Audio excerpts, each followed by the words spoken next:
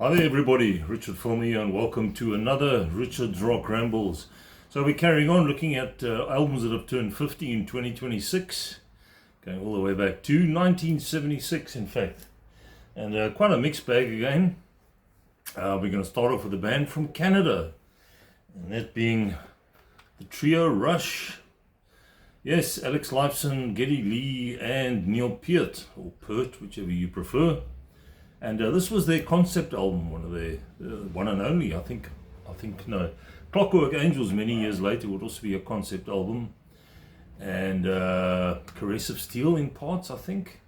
But this is definitely 2112 is a concept album. That's the back. This isn't the remastered version, this is just a normal standard version CD. It has been reissued numerous times on vinyl and on CD. Some standout stuff on here. Progressive rock stroke metal at its very best. Produced by Rush and Terry Brown. Terry Brown was the producer for most of the early albums. He almost became a fourth member of the band, really. So you got 2112, which is cut up into 1, 2, 3, 4, 5, 6, about 7 different parts. Starting off with Overture, the Temples of Syrinx, Discovery, Presentation, Oracle, The Dream, Soliloquy, and Grand Finale. Then you get the one single that came off the album, A Passage to Bangkok. Probably the most accessible track on the album. The Twilight Zone, Lessons, Tears, and Something for Nothing. And as I say, this is a pretty standard CD release, so there's not much to show you. Although what I can show you is one of the wardrobe oopsies, I think. Not too sure what that was meant to be all about. Sort of a cross between wearing your pajamas and some kimonos. Yeah, I guess it was the 70s, so anything went. And yeah, great album. If you're a Rush collector or a Rush aficionado, you should have this in your collection. It's one of the better of the early albums, although I don't think they ever released a bad early album. Perhaps their very first one when they were still finding their feet. But 2112 definitely is a must-have. So there we go. That's the first one of our look back at 76. Next one, we go all the way across to Wales. Yeah, one of my favorite bands. If you're a regular watcher or listener to the channel, you know that Budgie, also a trio, although they did have a fourth member at one stage. Also one of my favorite bands. More proto-metal in the beginning, quite heavy as Sabbath were. This 76 album, they were trying a few different things. Some of the tracks a bit more commercial, but more accessible, if you like. And it was called If I Were Britannia, I'd Waive the Rules. Clever play on words there. There we go, there's one of the interesting covers. Sorry for the glare.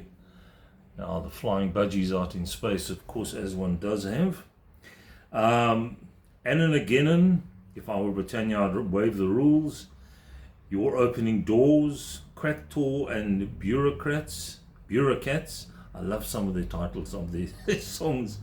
Sky High Percentage, Heaven Knows Our Name, and for me the best track on the album is Saved for Last, Black Velvet Stallion, which is about 8 minutes long. Excuse me, I just want to drink of water. It's been hot here in Cape Town, folks, in the whole of the Cape. We're in the midst of a heat wave. If you can see the sweat pouring down my face, you know why.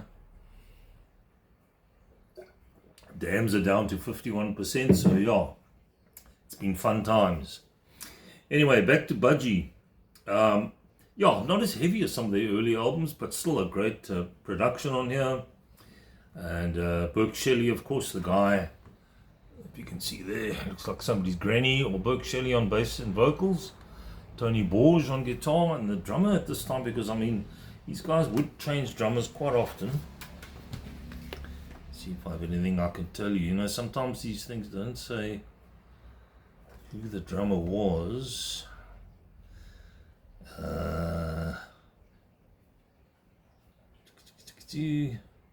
Ray Phillips, there we go.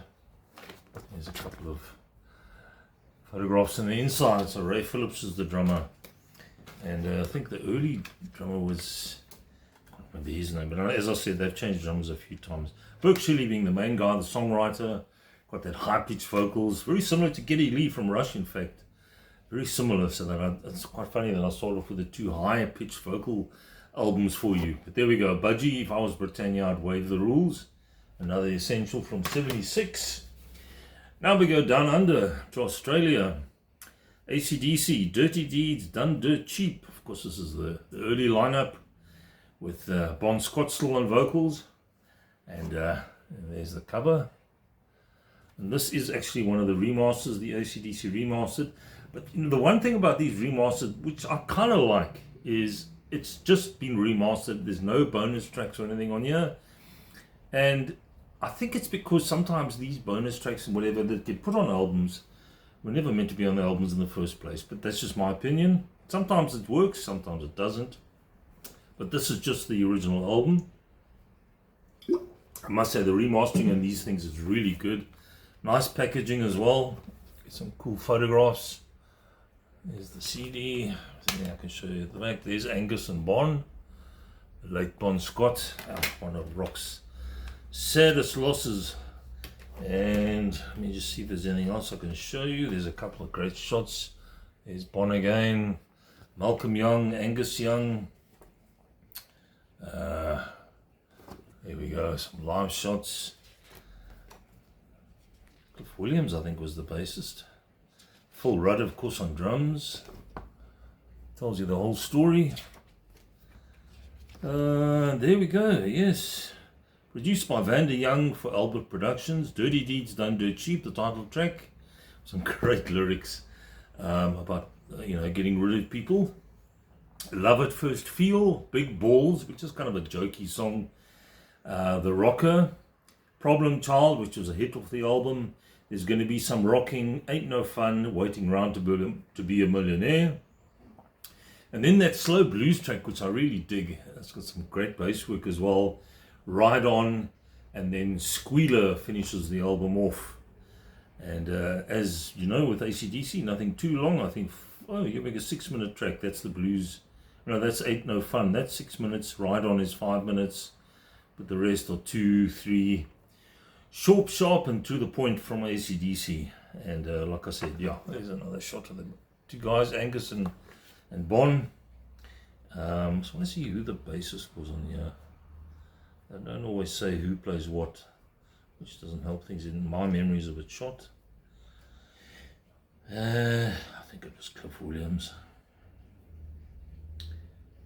Yeah, I think so. Anyway, I might be wrong. I often am.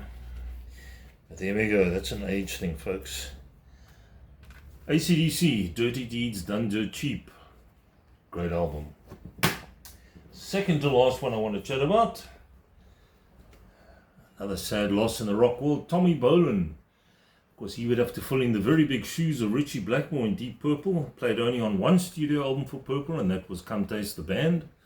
There are a couple of live albums that feature Tommy Bolin. Last concert in Japan, I think, is one, although the production on that really sucks.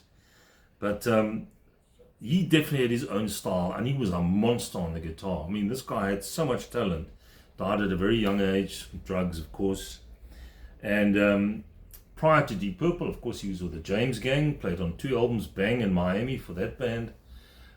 He played with Billy Cobham on the Spectrum album, brilliant playing on there.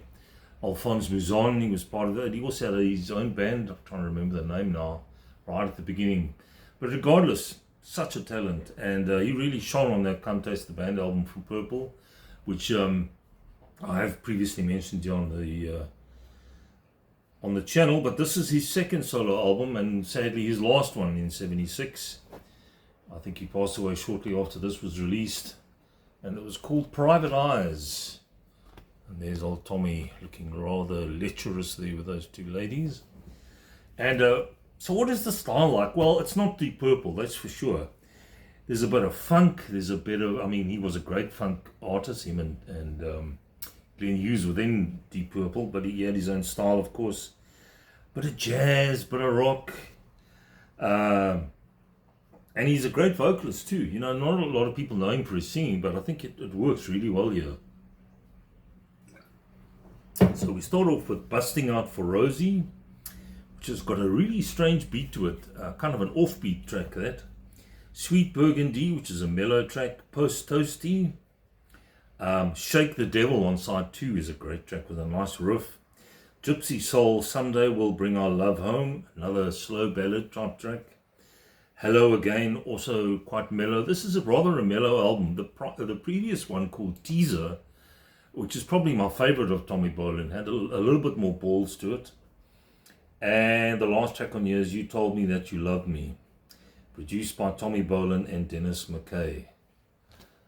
Here we go, Tommy Bolin's Private Eyes. Great loss. Very unique style on the guitar as well. Played a Strat, I think, if I'm not mistaken, throughout his career. Finally, here's an album which is very close to my heart. If I'm in the mood for this man, I normally reach for this album from '76. Uncle Frank, Mr. Frank Zappa, and yes, Zoota Leos. And there he is wearing a really tight pair of pants. That's Terry Bozzio, Patrick O'Hearn on bass, and that's Eddie Jobson. The weird thing is, Eddie Jobson and Patrick O'Hearn don't actually play on this album. They were on a tour that followed this album, but they're not on here. In fact, Roy Estrada's here on bass, Terry Bozzio drums, Frank Zappa guitar, Napoleon Murphy Brock's on here. But yeah, there is no Eddie Jobson or Patrick O'Hearn. They would come in the touring part of the whole schlep, because in those days you release an album, tour, release an album, tour. That's how it was done. Sometimes, especially with Frank Zappa, who was so prolific, he could release like 3 or 4 albums in a year if he felt like it. This album is full of Frank's humor as per usual. Some biting tracks on here, a lot of social commentary. First track, Wind Up Working in a Gas Station, with some really high lyrics, I think from, who was it that could sing those high? Might have been Roy Estrada. It wasn't Napoleon Murphy Brock, but yeah, some great lyrics. Then there's an amazing instrumental called Black Napkins with typical Frank Zappa lead breaks. Some of this is live and some studio. He would always mix things up. Then the track The Torture Never Stops with the lady that's screaming in the background. That's 9 minutes and 52 seconds. Excuse me, talking too much. Miss Pinky, that comes next. And then it goes into side 2, Find Her Finer, Friendly Little Finger. Read into that whatever you like. Wonderful Wino, which is applicable to me or something. Yours truly. Well, it could have been years ago. Zoota Lures, the title track. And then another classic, Disco Boy. Frank taking aim at the whole disco scene, which was very big in '76. And some really great lyrics to that track. So there we go. Zoota Lures from Frank Zappa. I played this the other night and I thoroughly enjoyed it. I mean, I've played this so many times over the years.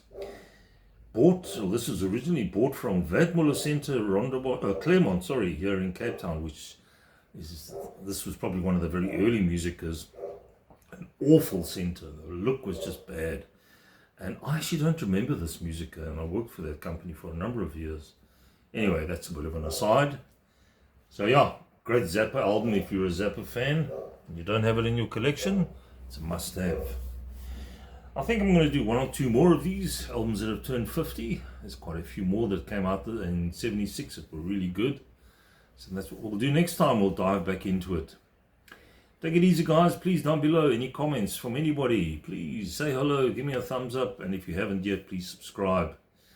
And yeah, I'm hoping for rain at some stage. Although I had to look at the weather forecast and it doesn't look promising. It's just sun. It's burning in Cape Town. Anyway, guys, I'll catch you soon. Take it easy. Bye-bye.